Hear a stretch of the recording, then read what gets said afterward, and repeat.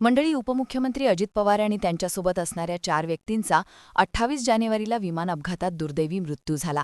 या अपघातानंतर अनेक प्रश्न उपस्थित व्हायला लागले.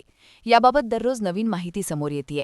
त्यांच्या अपघातावर अनेक नेते, पदाधिकारी आणि सामान्य लोकांकडून ही संशय व्यक्त केला जातोय. त्याचबरोबर आता हा संशय एका विश्वासात बदलताना दिसतोय, आणि तो म्हणजे अजितदादा जिवंत आहेत आणि ते परत येतील, अशा प्रकारच्या प्रतिक्रिया सोशल मीडियावर वेगानं व्हायरल होत आहेत. राजकारणात सुरू असलेलं हे वातावरण आता चर्चेचा मोठा भाग झालंय. म्हणूनच अजितदादा जिवंत आहेत असं का म्हटलं जातंय आणि या चर्चेला खरंच काही तथ्य आहे का, याचीच माहिती सांगणारा हा व्हिडिओ.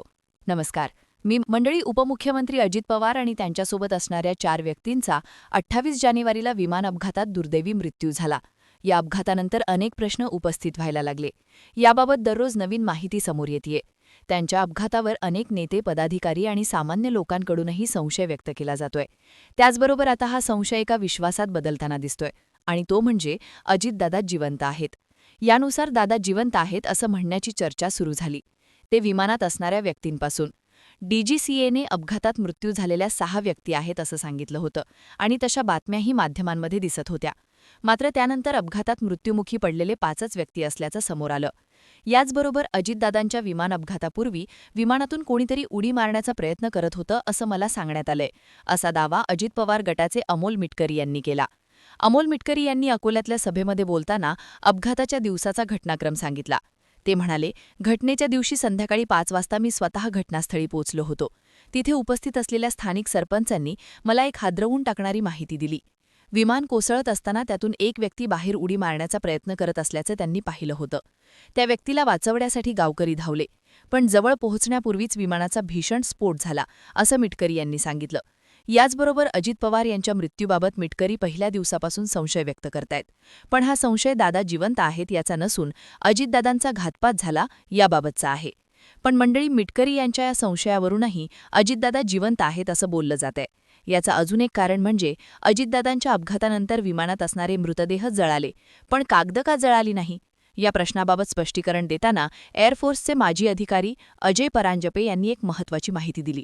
ते म्हणाले, अपघातावेळी विमान क्रॅश झालं होतं, त्यामुळे त्याचे तुकडे उडाले. अशावेळी कुठलीही गोष्ट कुठेही फेकली जाते. कागद हे बांधलेले नव्हते, त्यामुळे ते बाहेर उडाले. त्याचबरोबर अजितदादा जिवंत आहेत असं म्हणण्याचं अजून एक कारण म्हणजे विमानाच्या पात्याचा रंग.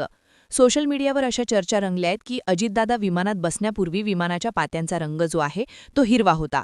मात्र अजितदादांच्या ज्या विमानाचा अपघात झाला त्या विमानाच्या पात्यांचा रंग जो आहे तो लाल आहे. त्यामुळे असं बोललं जातंय की अजितदादांचा मृत्यू झाला नाहीये, तर त्यांना शरद पवार यांनी परदेशात पाठवलंय. आता हे असं का केलं जाऊ शकतं?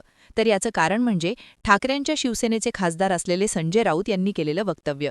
या वक्तव्यानुसार दादांकडे भाजपच्या भ्रष्टाचाराची फाईल होती, आणि या भ्रष्टाचाराच्या फाईलबाबत अजित पवारांनी अपघातापूर्वी 15 दिवस आधी सांगितलं होतं.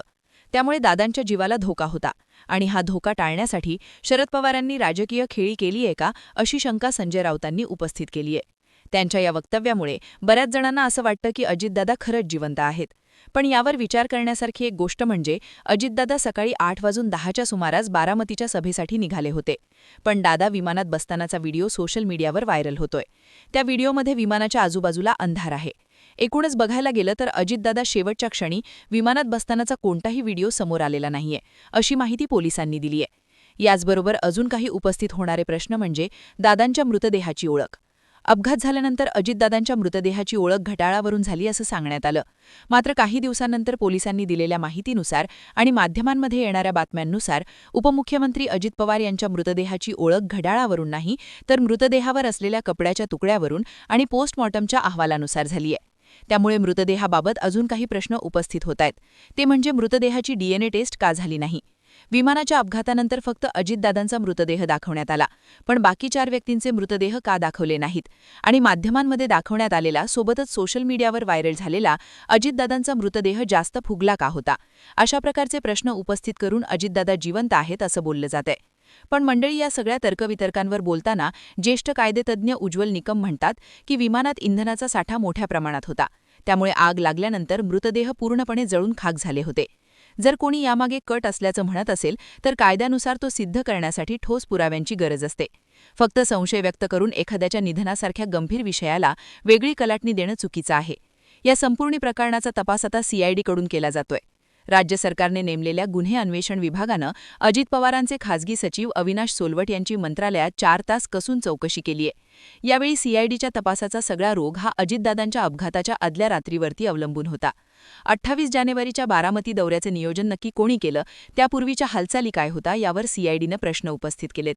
आता अजितदादांचे पीए अविनाश सोलवट यांच्याकडून मिळालेली माहिती आणि विमानाचा ब्लॅक बॉक्स यातली माहिती याची पडताळणी केली जाणार आहे.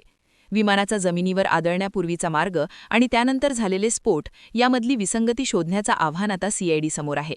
त्याचबरोबर प्रवासाच्या आदल्या रात्री म्हणजे 27 जानेवारीला अजित पवारांची कुणाशी चर्चा झाली होती, दौऱ्यात शेवटच्या क्षणी काही बदल झाले होते का, 28 जानेवारीच्या बारामती दौऱ्याची आखणी कुणाच्या सांगण्यावरून करण्यात आली होती, प्रवासाचा मार्ग आणि वेळ कोणी निश्चित केली होती, सगळ्यात महत्त्वाचं म्हणजे या दौऱ्यासाठी याच विमानाची निवड का केली गेली आणि त्यापूर्वी विमानाची तांत्रिक तपासणी झाली होती का, या सगळ्याचा देखील तपास होणार आहे. खरं तर अजित पवारांच्या अपघातानंतर अमोल मिटकरी, शरद पवार गटाचे खासदार बजरंग सोनवणे यांसारख्या नेत्यांनी शंका उपस्थित केल्यात. आता याच दिशेने सीआयडी देखील तपास करत असल्याचं बोललं जातंय. अजित पवारांच्या विमानाचा बारामती विमानतळावर झालेला अपघात हा फक्त तांत्रिक बिघाड आहे की काही षडयंत्र आहे, या दिशेने तपास सुरू आहे. यासाठी अजितदादांसोबतचे निकटवर्तीय नेते आणि पदाधिकाऱ्यांची सुरुवातीला चौकशी केली जातीये. अजितदादांच्या विमान अपघाताचा तपास 3 टप्प्यात होणार असल्याचं बोललं जातंय. पहिल्या टप्प्यात विमानाचा वेग, उंची, इंजिनचं तापमान आणि पायलटमधल्या संभाषणाचं तांत्रिक विश्लेषण केलं जाणार आहे. यासाठी ब्लॅक बॉक्सचा डेटा मिळवला जातोय.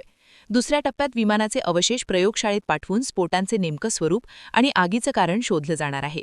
तिसऱ्या टप्प्यात मानवी चूक, तांत्रिक बिघाड किंवा इतर काही हस्तक्षेप म्हणजेच घातपात यावर अंतिम अहवाल तयार केला जाईल, असं पोलिसांकडून सांगण्यात येते.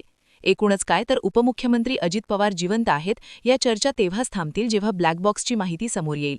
सध्या तरी दादा जिवंत आहेत याचा कोणताही अधिकृत पुरावा समोर आलेला नाहीये.